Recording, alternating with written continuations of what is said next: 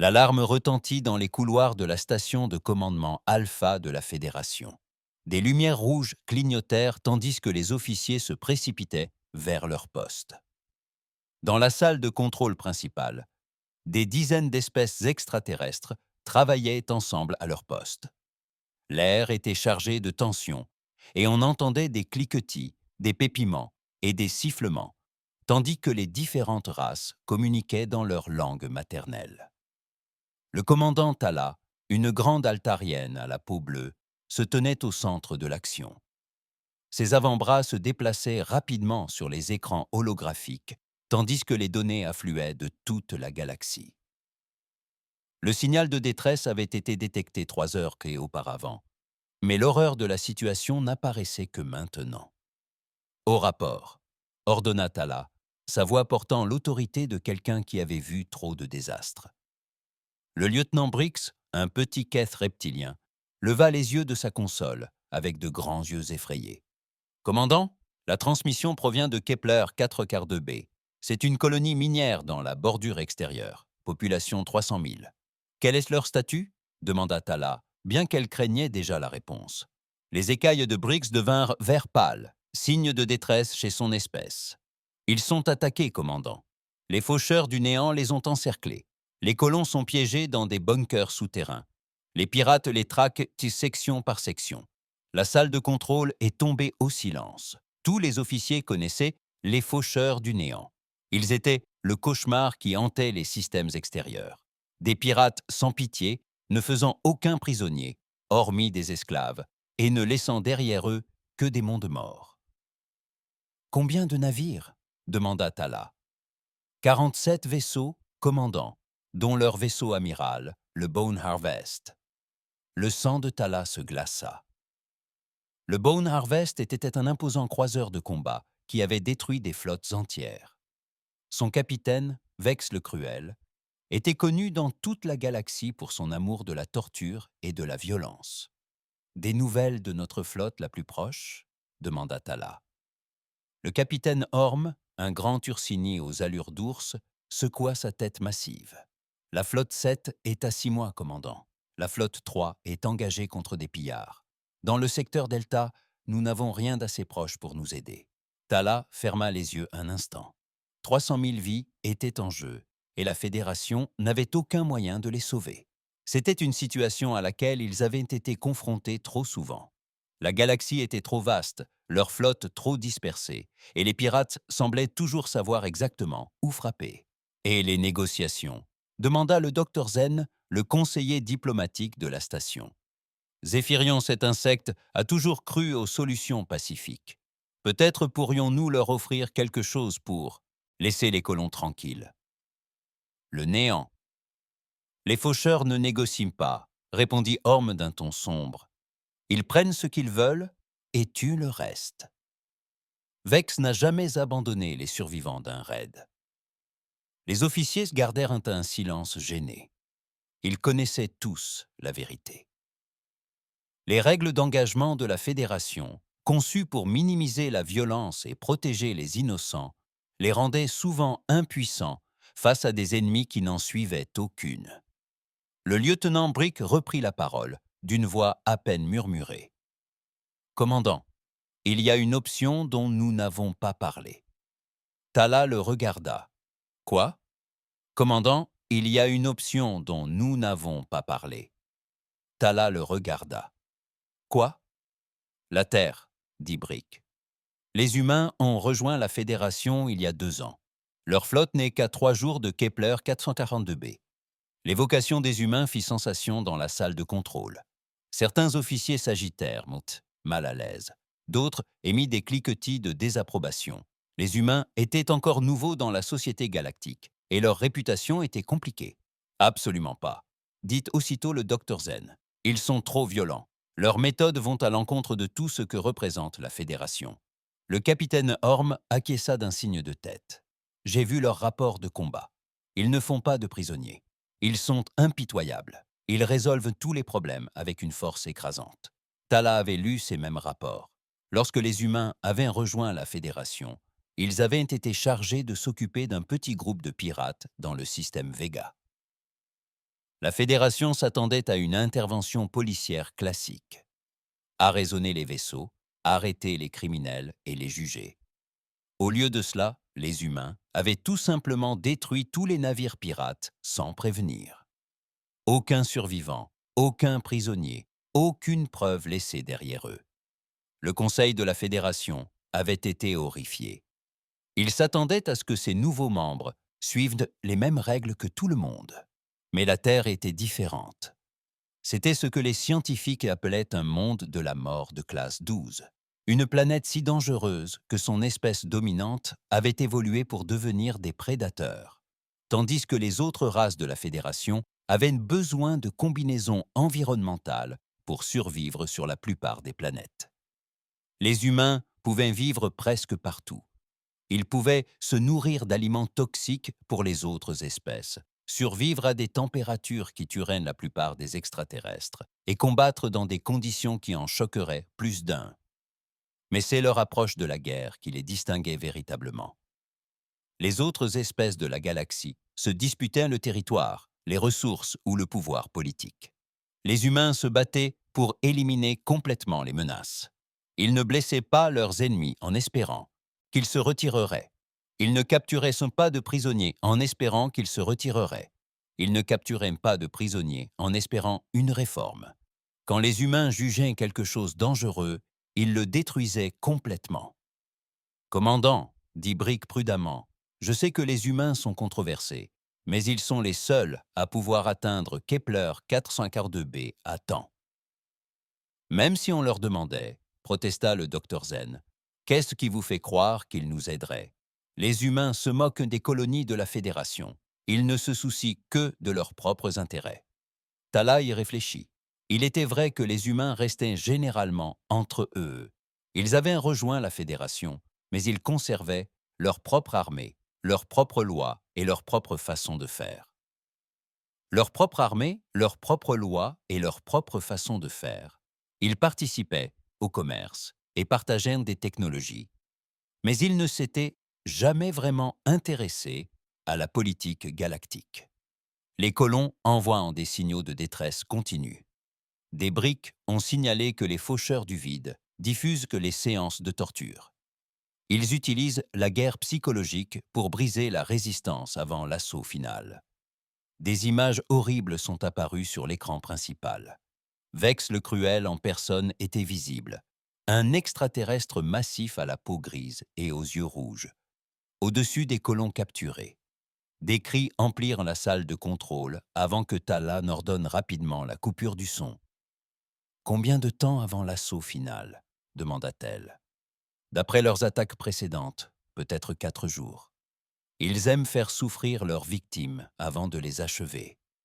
4 jours. Pas assez de temps pour qu'une flotte de la Fédération arrive. Pas assez de temps pour des négociations ou des solutions diplomatiques. Juste assez de temps pour que 300 000 personnes meurent dans l'agonie sous le regard impuissant de la galaxie. » Tala prit sa décision. « Ouvrez un canal avec le commandement terrestre, » ordonna-t-elle. « Commandant, êtes-vous sûr de cela ?» demanda le docteur Zen. « Les humains n'ont aucune obligation d'aider, et s'ils répondent, leur méthode.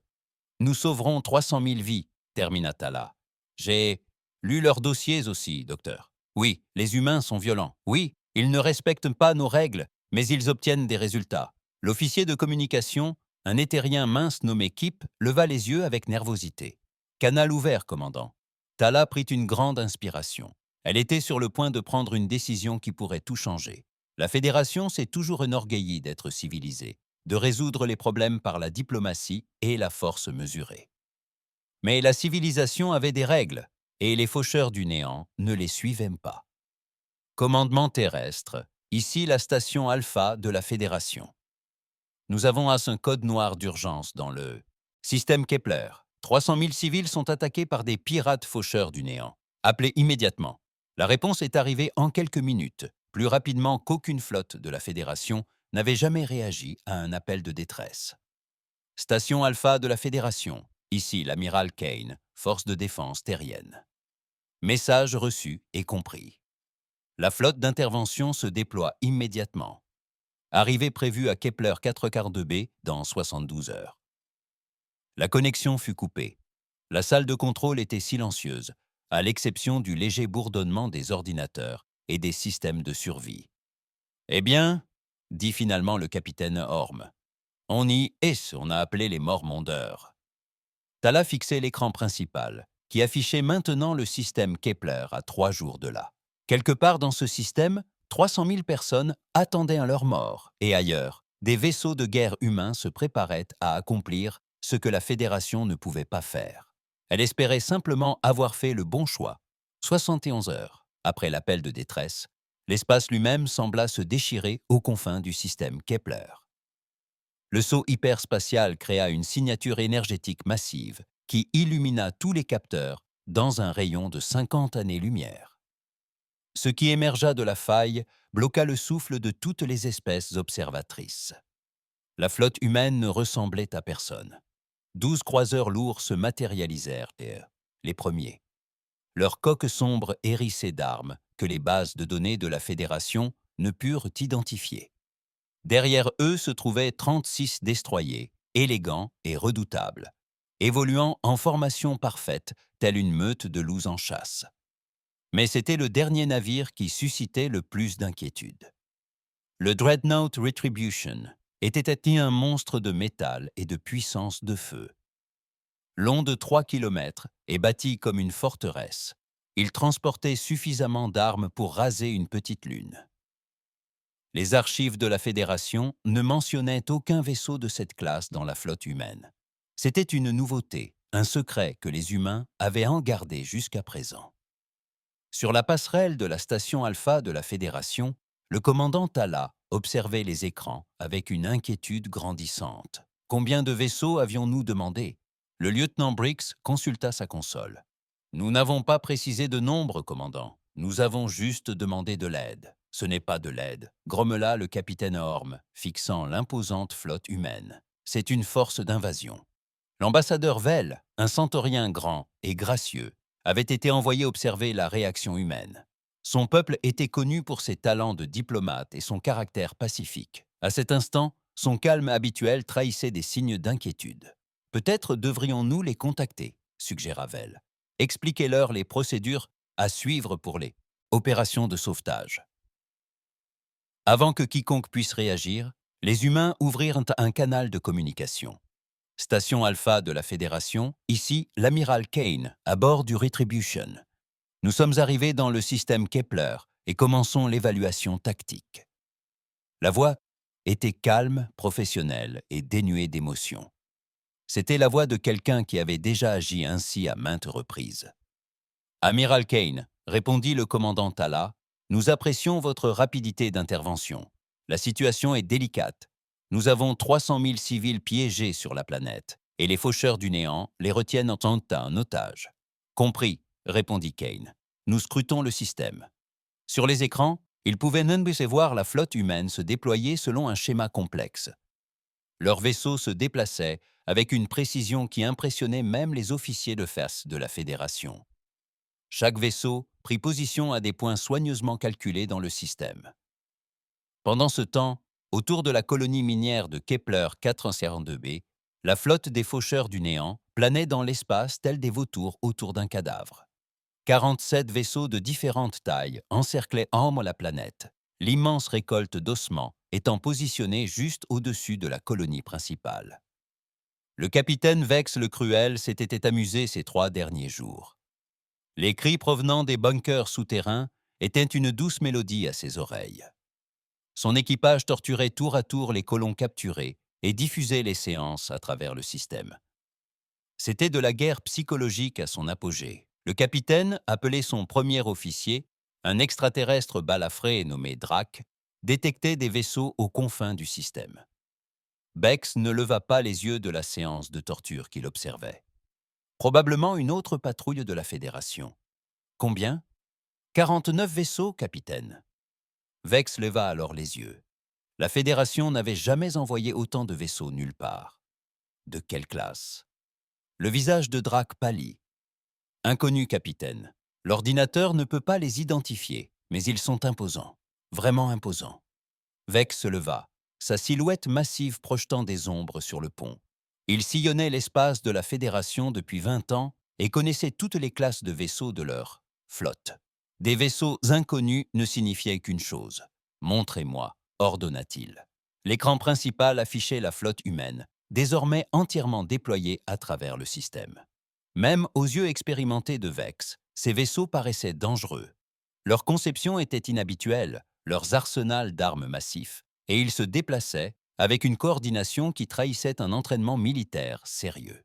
« Cinq, ce ne sont pas des membres de la Fédération », dit lentement Vex.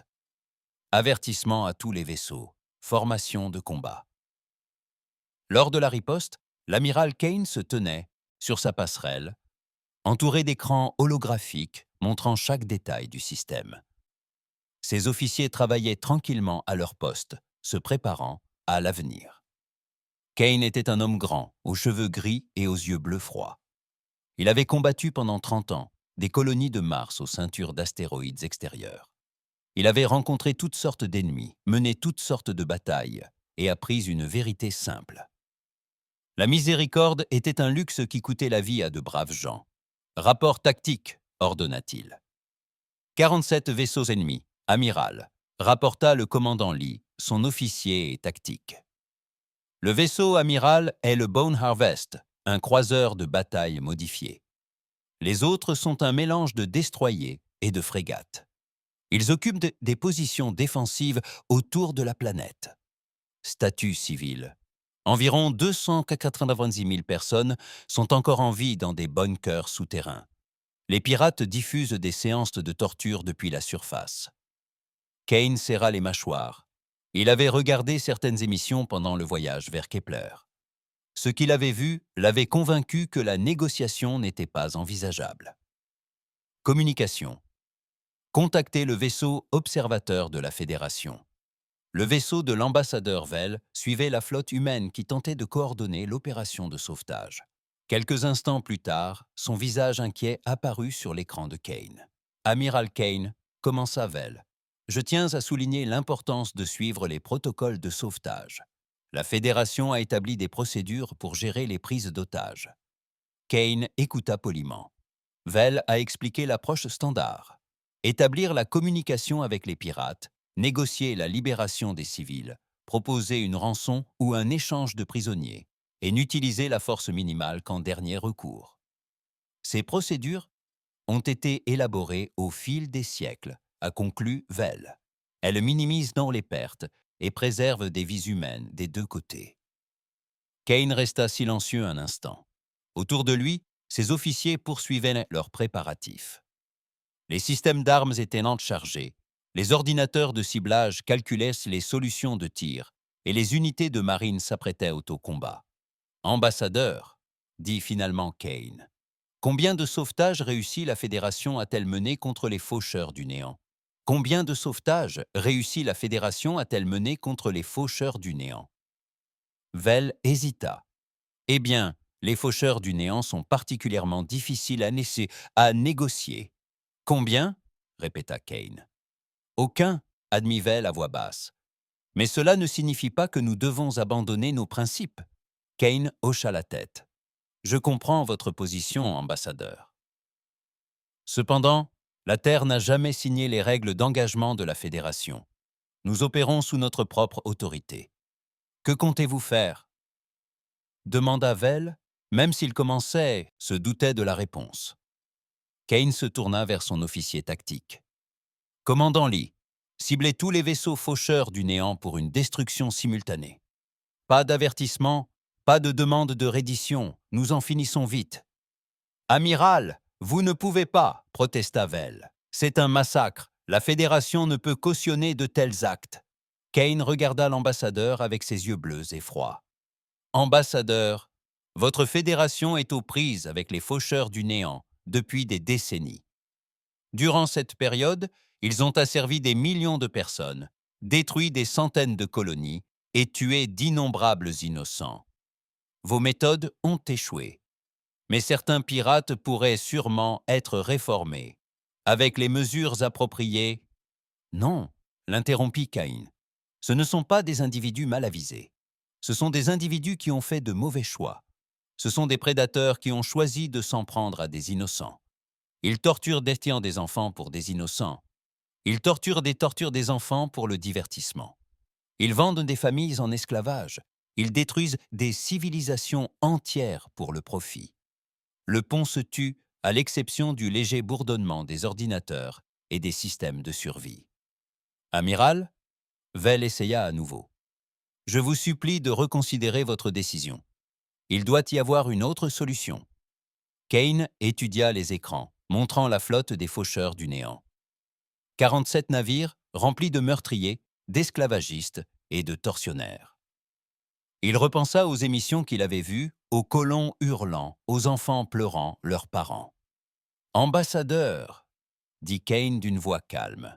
« Nous ne sommes pas venus ici pour arrêter des criminels ou réhabiliter des prisonniers. Nous sommes venus pour éliminer une menace. La Fédération nous a appelés parce que vos méthodes ont échoué. Ne nous demandez pas de répéter vos erreurs. » Kane se tourna vers son officier de communication. « Signalez à tous les vaisseaux, postes de combat, exécutés sur mon ordre. » À travers la flotte humaine, les lumières rouges se mirent à clignoter, les équipages se préparant au combat. Les systèmes d'armes furent activés, les boucliers levés et les chasseurs lancés depuis les baies des porte-avions. L'ambassadeur Vell observa avec horreur les humains se préparer à ce que la Fédération n'avait jamais voulu faire, mener une guerre sans merci. Tous les vaisseaux au rapport. « À vos marques, amiral !»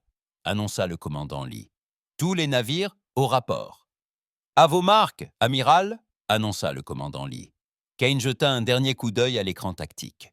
Dans quelques minutes, les faucheurs du vide seraient saints de l'histoire ancienne. Ce ne serait pas propre, ce ne serait pas diplomatique, et ce ne serait certainement pas bienveillant, mais ce serait, définitivement. « Exécutez !» ordonna Kane.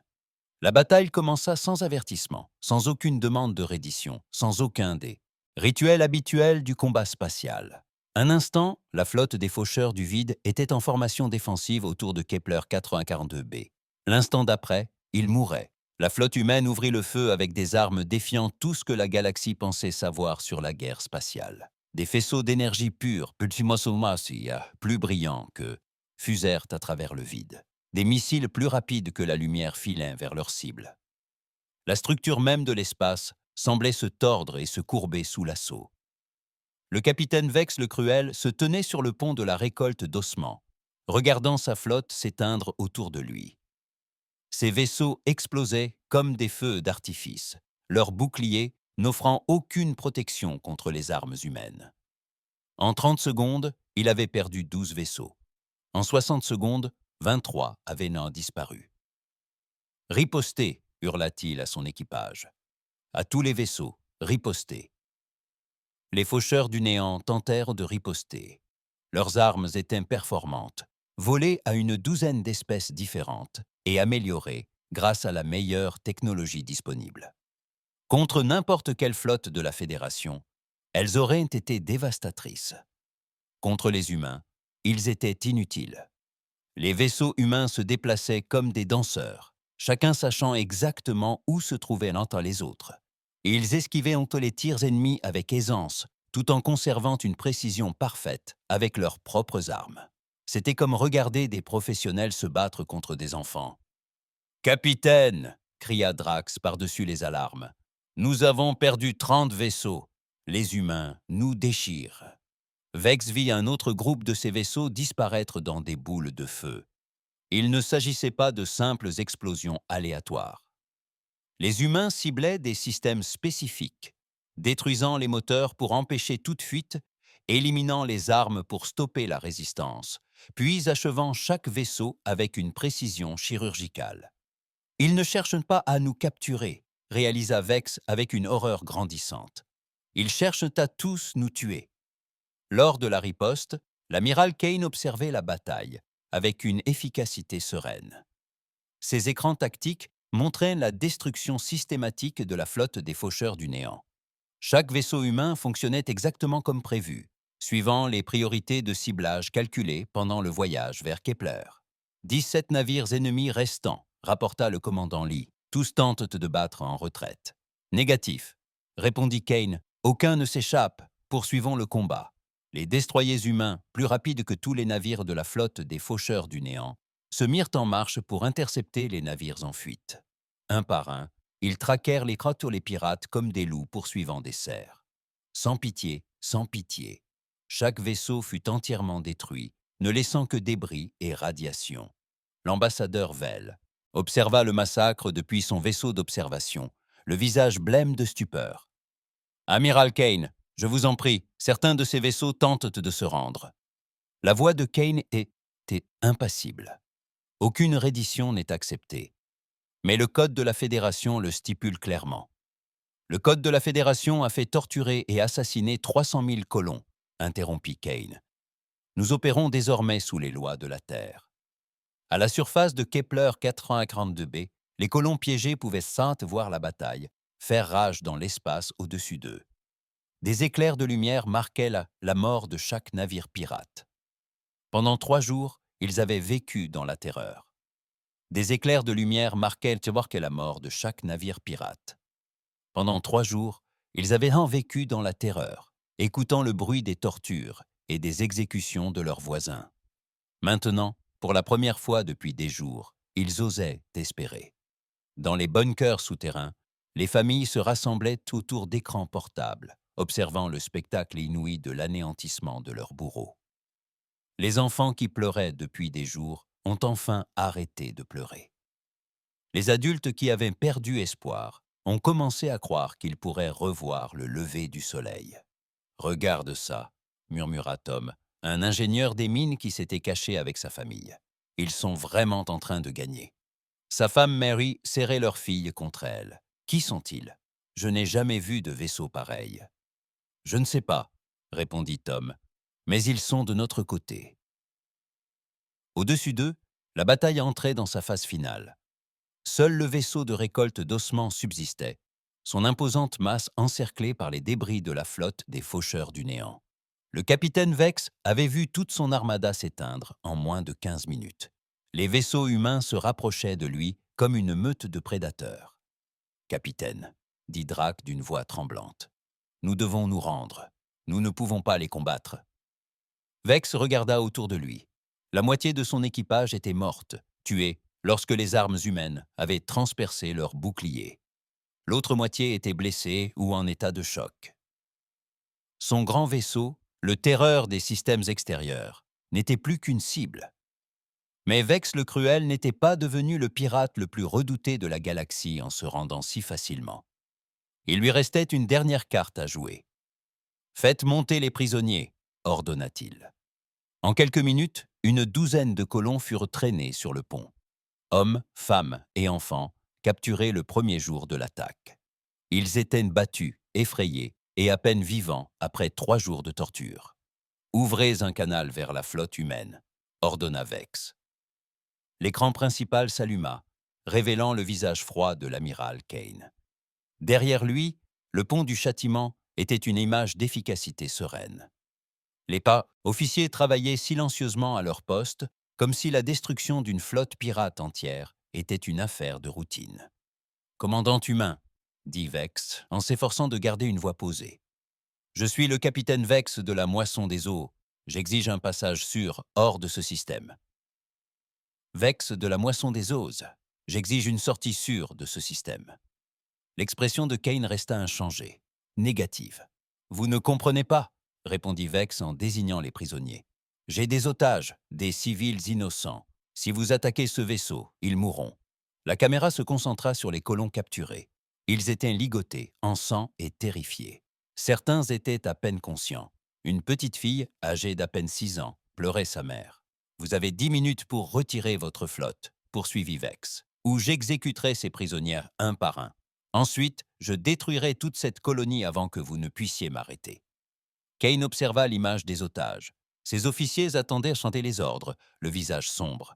L'ambassadeur Vell, toujours à l'écoute des communications, se pencha en avant sur sa chaise. « Amiral, » dit Vell à voix basse, « vous devez négocier. Ces gens sont innocents. » Kane resta silencieux un long moment, puis il s'adressa à son officier tactique. « Commandant Lee, visez les compartiments moteurs du Bone Harvest. Frappe de précision uniquement. Je veux que ce vaisseau soit paralysé, pas détruit. » Monsieur, c'est un tir très difficile. Si on rate ne serait-ce que quelques mètres, vous ne le manquerez pas, dit Kane avec une confiance absolue. Les armes principales du Retribution tirèrent avec une précision chirurgicale. Des faisceaux d'énergie contrôlés au centimètre près frappèrent les mains et les moteurs du Bone Harvest. Le grand vaisseau trembla lorsque ses systèmes d'alimentation tombèrent en panne, mais la coque resta intacte. Vex regarda ses moteurs s'éteindre, laissant son vaisseau impuissant dans l'espace. « Que faites-vous » Se préparant à l'abordage, Kane répondit calmement. « Si vous montez à bord de ce vaisseau, je tuerai tous les otages. » L'expression de Kane changea enfin. Un sourire glacial traversa son visage, et, pour la première fois, Vex le Cruel ressentit une véritable peur. « Non, dit doucement Kane, tu ne le feras pas. » Les capsules d'embarquement humaines s'élancèrent du Retribution, chacune transportant une escouade des meilleurs soldats de la Terre. Elles se déplaçaient dans l'espace comme des balles. Leurs trajectoires étaient calculées pour atteindre la récolte d'ossements en plusieurs points simultanément. Vex observa les capsules approcher avec une panique grandissante. Il avait déjà vu des images de soldats humains, mais toujours à distance. Maintenant, il s'en prenait à lui personnellement. « Préparez-vous à repousser les abordeurs !» cria-t-il. Les autres membres de l'équipage saisirent leurs armes et prirent position défensivement à travers le vaisseau. C'étaient des combattants expérimentés, vétérans d'innombrables raids et batailles. Ils avaient abordé des vaisseaux de la Fédération et massacré leurs équipages sans pitié, mais ils n'avaient jamais affronté d'humains auparavant. Les capsules d'abordage frappèrent la coque du Bone Harvest avec une force incroyable, transperçant le blindage comme du papier. En quelques secondes, des soldats humains étaient à bord, évoluant dans les couloirs avec une détermination meurtrière. Ce qui se passa ensuite allait être chuchoté à travers la galaxie pendant des générations. Les soldats humains, revêtus d'armures motorisées qui les faisaient ressembler à des démons mécaniques, nettoyèrent systématiquement le vaisseau pièce par pièce. Ils ne se contentèrent pas de tuer les pirates, ils les traquèrent. Chaque soldat humain se déplaçait avec la précision d'un tueur entraîné et l'efficacité implacable d'une machine. Les pirates, malgré leur expérience et leur cruauté, découvrirent qu'ils n'étaient que des enfants comparés aux guerriers de la Terre. Le capitaine Vex, regardant son équipage mourir sur les écrans internes, comprit enfin à quoi il faisait face. Il ne s'agissait pas simplement d'une autre espèce dotée de meilleures armes. C'étaient des prédateurs au sommet de la hiérarchie, évoluant sur un monde si dangereux que seuls les plus forts et les plus violents pouvaient s'en survivre. Et maintenant, il s'en prenait à lui. Les soldats humains évoluaient dans la récolte d'ossements, comme si la mort elle-même avait pris forme physique. Leurs armures motorisées étaient silencieuses. Leurs armes tiraient sans éclat ni bruit, et leurs mouvements étaient coordonnés avec une précision mécanique.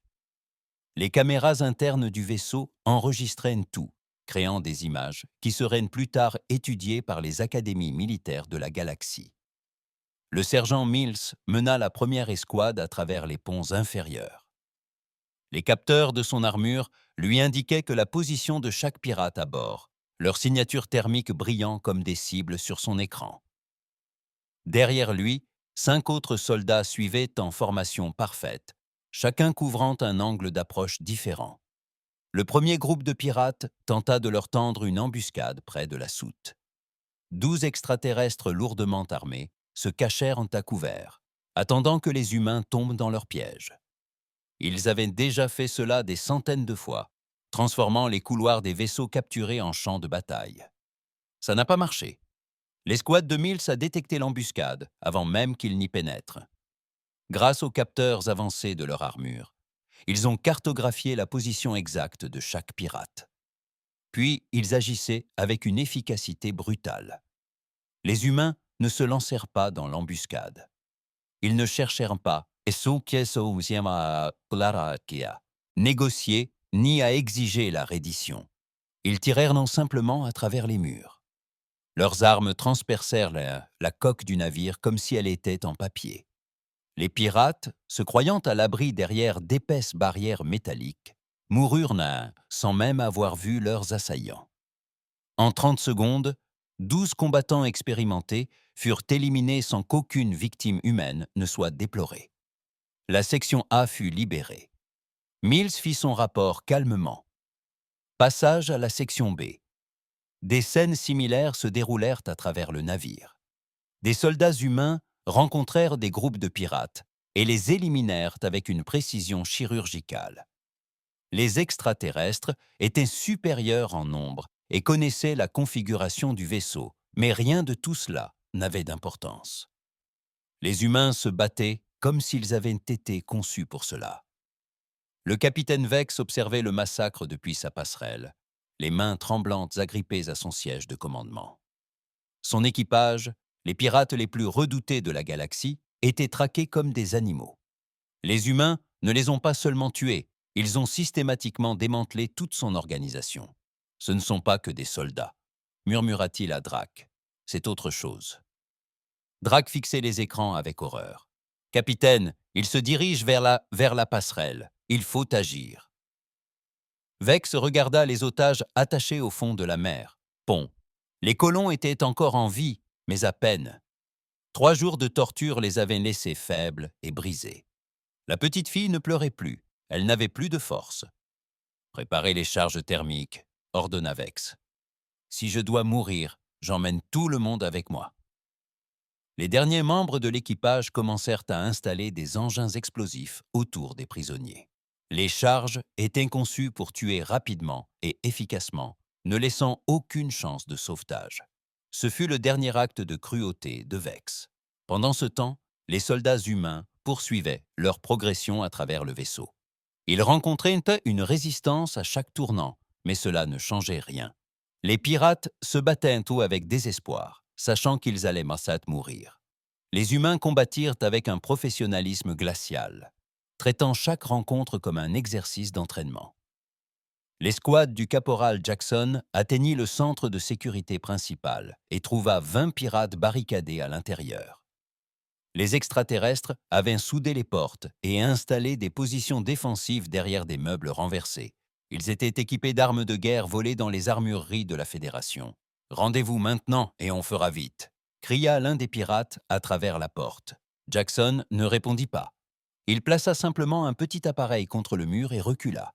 L'appareil était un découpeur plasma focalisé, conçu pour percer tout matériau connu en quelques secondes. Les pirates à l'intérieur du centre de sécurité observèrent, avec une terreur croissante, un mur circulaire se transformer en une lueur rougeoyante. Ils concentrèrent aussitôt leurs tirs sur cet endroit, espérant arrêter ce qui s'y infiltrait. Leurs armes restèrent sans effet. Lorsque le mur céda enfin, les humains ne chargèrent pas par l'ouverture. Ils lancèrent de petites sphères dans la pièce. Les sphères libérèrent un gaz inoffensif pour les humains, mais mortel pour la plupart des autres espèces. En quelques minutes, le centre de sécurité redevint silencieux. Un autre groupe abattu, rapporta Jackson. Ces types ne savent vraiment pas se battre. L'élimination systématique de l'équipage pirate se poursuivit. Les humains se propagèrent à travers le navire comme une peste, ne laissant rien de vivant sur leur passage. Ils ne firent pas de prisonniers, n'épargnèrent personne qui se rendait, et ne firent preuve d'aucune pitié envers les blessés. L'ambassadeur Vell, observant toujours la situation depuis son navire, observait le carnage avec une horreur grandissante. « Amiral Kane, c'est un massacre. Vos soldats exécutent des prisonniers. » La voix de Kane était calme, comme toujours. « Aucun prisonnier n'a été fait, ambassadeur. Seuls des combattants ont été éliminés. Mais certains tentaient de se rendre. La reddition est un luxe que nous refusons à ceux qui torturent des enfants pour le plaisir. » Sur le pont de la collecte d'ossements, Vex entendait le bruit des combats se rapprocher. Les humains avaient presque entièrement quitté le vaisseau et se dirigeaient vers la section de commandement. Ses charges thermiques étaient prêtes, les otages étaient positionnés et son doigt était sur le détonateur. « Capitaine, dit Drac, on devrait peut-être essayer de négocier. Parlez-leur des otages. » Vex rit amèrement. Vous ne comprenez toujours pas, n'est-ce pas? Ces humains ne négocient pas. Ils se fichent des otages. Ils sont venus ici pour nous tuer tous, et c'est exactement ce qu'ils comptent vraiment faire. Les portes du pont explosèrent en soudain vers l'intérieur, mais au lieu de soldats humains chargeant, de petites sphères métalliques roulèrent sur le sol. Vex les reconnut immédiatement. Grenades assourdissantes. Couvrez-vous les yeux, cria-t-il, mais c'était trop tard. Les grenades explosèrent dans une lumière aveuglante et un bruit assourdissant. Les pirates sur le pont furent projetés au sol, temporairement aveugles et sourds. Mais lorsque leur vision s'éclaircit, ils aperçurent quelque chose qui leur glaça le sang. 6 soldats humains se tenaient dans l'embrasure de la porte, leurs armes pointées sur chaque pirate présent dans la pièce. Ils s'étaient déplacés avec une telle rapidité et une telle précision qu'aucun des extraterrestres n'eut le temps de réagir. Les charges thermiques censées tuer les otages avaient été neutralisées en quelques secondes. Vex tenta d'attraper son armée, mais se retrouva face au canon d'un fusil humain. Le soldat qui le tenait était parfaitement immobile, telle une statue de métal. Et la mort. « Ne bouge pas, dit le soldat. Sa voix était calme, presque amicale. Nous sommes ici pour récupérer les otages. 2 soldats s'approchèrent des colons capturés, coupant leurs liens d'un geste efficace. La petite fille qui pleurait fut doucement soulevée par un soldat dont l'armure lui donnait l'allure d'un géant mécanique, mais son toucher était prudent, presque tendre. « Tu es en sécurité maintenant, » lui dit le soldat. « Nous allons vous ramener chez vous. » Les otages furent rapidement évacués du pont, portés par des soldats qui les manipulèrent comme un précieux chargement. En quelques minutes, tous les colons capturés furent installés dans les cabines d'embarquement humaines, prêts à être évacués. Vex observa la scène avec une confusion croissante. « Pourquoi ?» demanda-t-il. « Pourquoi les sauver? Vous auriez pu tout simplement faire exploser le vaisseau. » Le soldat de tête, un homme dont la plaque indiquait le nom du lieutenant Davis, le regarda d'un air glacial. « Parce qu'ils sont innocents, vous ne l'êtes pas. »« Et maintenant ?» demanda Vex. « Vous nous exécutez ?» Davis resta silencieux un instant, consultant l'écran de son armure. « L'amiral Kane souhaite vous parler personnellement. » Une nouvelle peur envahit le cœur de Vex. Il avait entendu des histoires sur l'amiral Kane, murmurées des rumeurs par les rares pirates ayant déjà affronté des forces humaines. Il disait que Kane était différent des autres commandants militaires. Il disait que Kane était différent des autres commandants militaires. Il disait, qu'il avait la réputation de faire de ses ennemis des exemples. « Conduisez-moi à lui, » dit Vex, essayant d'avoir l'air courageux. Les soldats humains ligotèrent les pirates survivants et les firent traverser les couloirs de leur propre vaisseau. Tandis qu'ils marchaient, Vex put constater les dégâts causés par les humains. Son équipage n'était pas seulement mort. Il avait été éliminé avec une précision chirurgicale. Toutes les positions défensives avaient été prises, toutes les armes détruites, tous les ordinateurs désactivés. Les humains n'avaient pas seulement vaincu les faucheurs du néant, ils les avaient complètement démantelés. Lorsqu'ils atteignirent la baie d'amarrage où les navettes humaines attendaient, Vex vit quelque chose qui lui fit prendre conscience de l'ampleur des événements. À travers les baies vitrées, il pouvait voir les débris de sa flotte entière flotter dans l'espace. 47 vaisseaux réduits en miettes et aux radiations. Les faucheurs du néant, terreur des systèmes extérieurs, avaient été anéantis en 17 minutes. Alors qu'il était embarqué dans la navette qui l'emmènerait affronter l'amiral Kane, Vex le Cruel comprit enfin ce que ses ennemis tentaient de faire passer à la galaxie depuis des années. Les humains n'étaient pas une espèce parmi d'autres, dotée de meilleures armes. C'étaient des prédateurs au sommet de la hiérarchie qui avaient élevé la guerre au rang d'art. La navette transportant le capitaine Vex s'arrima aux rétributions, avec un léger bruit sourd qui résonna dans l'imposant cuirassé humain. Lorsque les sas s'ouvrirent, Vex se retrouva encerclé par des soldats humains qui se déplaçaient avec la même précision mortelle qu'il avait observée sur son propre vaisseau. Ils le firent traverser des couloirs bordés d'armes et d'armures, qui semblaient plus perfectionnés que tout ce que possédait la Fédération. Le pont du châtiment était un temple de l'efficacité militaire. Chaque surface était recouverte d'écrans, affichant des informations tactiques, les positions des flottes et des données en temps réel provenant de toute la galaxie. Les officiers travaillaient silencieusement à leur poste, leurs mouvements maîtrisés et déterminés. Au centre de tout cela se tenait l'amiral Canevex, qui s'attendait à rencontrer un monstre, une sorte de bête sauvage, comparable à la brutalité des guerres humaines. Au lieu de cela, il vit un homme qui ressemblait à n'importe quel autre officier de la Fédération. Kane était grand et mince, avec des cheveux gris et un regard intelligent. Il portait un uniforme simple, sans décoration ni médaille. Il aurait pu être comptable ou professeur. Mais lorsque Kane se tourna vers lui, Vex comprit pourquoi les autres pirates le craignaient. Ses yeux exprimaient la froideur de l'espace lointain et la certitude de celui qui n'avait jamais perdu une bataille.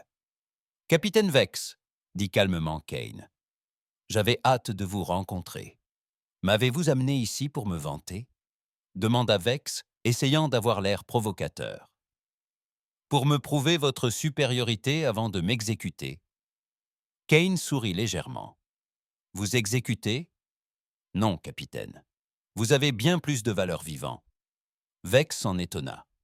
D'après son expérience, les commandants militaires tuaient leurs ennemis ou les envoyaient en prison. Ils ne gardaient pas les pirates dangereux pour discuter, en prison. Ils ne gardaient pas les pirates dangereux pour discuter. « Que voulez-vous » demanda Vex. Kane fit signe à une chaise.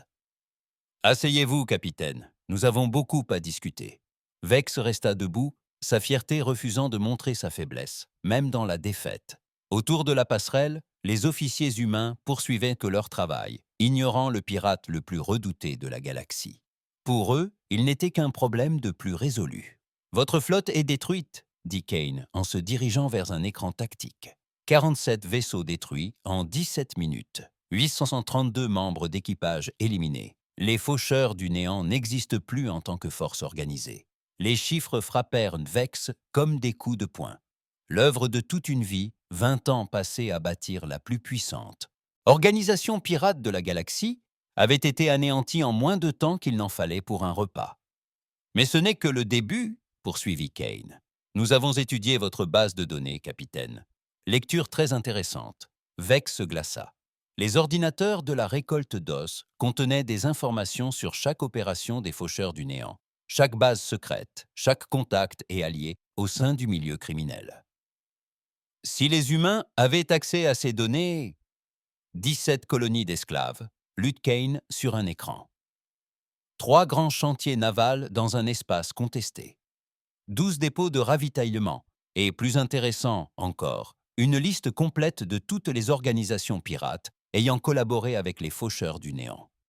« Ces informations sont cryptées, » dit Vex d'un ton désespéré. « Il faudrait des années pour déchiffrer mes codes de sécurité. » Kane le regarda avec amusement. « Capitaine, votre cryptage a été brisé avant la fin de l'amarrage. Les systèmes informatiques humains sont un peu plus avancés que ceux auxquels vous êtes habitués. » Sur l'écran principal, une carte des étoiles apparut, montrant la limite extérieure de l'espace de la Fédération. Des points rouges marquaient l'emplacement de chaque base pirate, de chaque colonie cachée, de chaque opération criminelle ayant eu affaire aux faucheurs du néant. Il y en avait des centaines. « C'est un sacré réseau que vous avez bâti », dit Kane avec admiration. « Il a dû falloir des décennies pour établir toutes ces connexions. Qu'allez-vous faire de ces informations » demanda Vex, même s'il commençait à se douter de la réponse. Kane se tourna vers lui. « Nous allons visiter chacun de ces endroits, capitaine.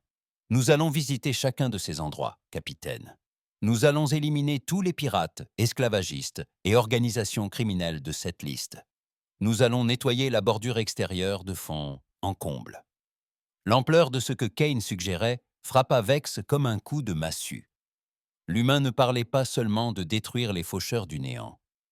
Il parlait d'anéantir tout le monde criminel qui existait depuis des siècles.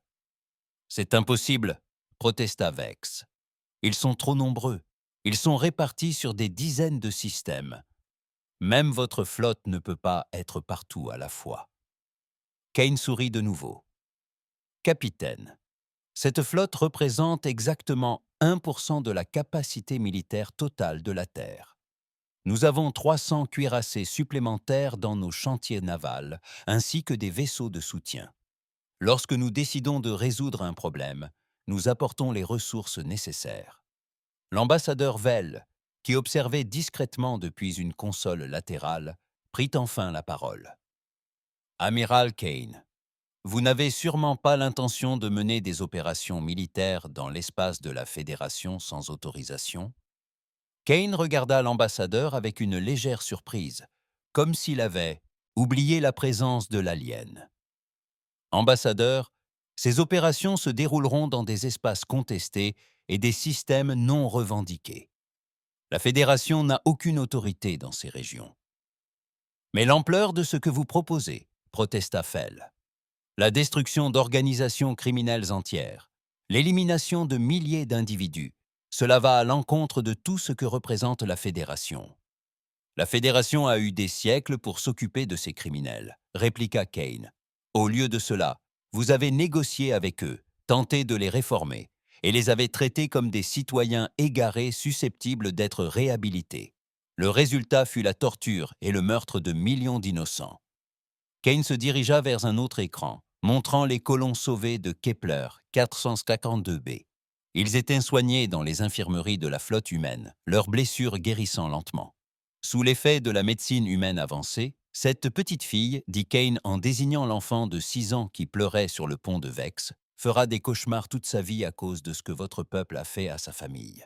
Ses parents ont été torturés à mort sous ses yeux. Son frère aîné était vendu comme esclave. Son monde entier fut détruit pour le profit. Kane se tourna à nouveau vers Vex. La Fédération vous enfermerait dans une prison confortable, vous offrirait une thérapie et espérerait que vous appreniez de vos erreurs. Après quelques années, il pourrait même vous libérer sur parole, croyant que vous avez été amendé. Et vous? Demanda Vex. L'expression de Kane resta inchangée. Je vais m'assurer que tu nous regardes pendant que nous éliminons toutes les organisations criminelles avec lesquelles tu as collaboré. Ensuite, je diffuserai les enregistrements de leur destruction à tous les groupes de pirates de la galaxie. Ils doivent comprendre ce qui arrive quand on s'en prend à des innocents. Le silence retomba sur la passerelle, à l'exception du léger bourdonnement des ordinateurs et des systèmes de survie. Vex comprit enfin à quoi il avait affaire. Les humains ne se contentaient pas de faire la guerre. Ils y mettaient fin, définitivement. On ne peut pas décider de devenir la police de la galaxie entière, protesta faiblement l'ambassadeur Vell. Kane le regarda avec ses yeux glacials. Ambassadeur, nous ne devenons pas la police. La police arrête les criminels et les juge. Nous devenons quelque chose de bien plus simple et efficace. Qu'est-ce que c'est? Demanda Vell. Kane se tourna vers l'écran tactique, affichant les emplacements de centaines d'organisations criminelles. Nous devenons la conséquence de ceux qui choisissent de s'en prendre aux innocents. La Fédération a passé des siècles à essayer de réformer les prédateurs. Nous allons plutôt les éliminer. Sur l'écran principal, la flotte humaine commençait déjà à se déplacer. Des vaisseaux se séparaient de la formation principale, se dirigeant vers différents systèmes où pirates et esclavagistes se croyaient en sécurité. Chaque force opérationnelle disposait d'une puissance de feu suffisante pour raser de petites planètes. Les faucheurs du néant n'étaient qu'un début, dit Kane, à voix basse. Chaque organisation pirate, chaque réseau d'esclavagistes, chaque syndicat du crime ayant terrorisé la bordure extérieure est sur le point de découvrir ce qui arrive lorsqu'on attire l'attention de l'armée terrestre. Le capitaine Vex, le pirate le plus redouté de la galaxie, s'assit lourdement sur la chaise qui lui était offerte. Pour la première fois de sa vie, il comprenait véritablement la peur. Les humains n'avaient pas seulement répondu à l'appel de détresse de Kepler 442b. Ils avaient en déclaré la guerre à tous ceux qui s'en prenaient aux innocents. Et contrairement à la Fédération, lorsque les humains déclaraient la guerre, ils se battaient pour gagner définitivement.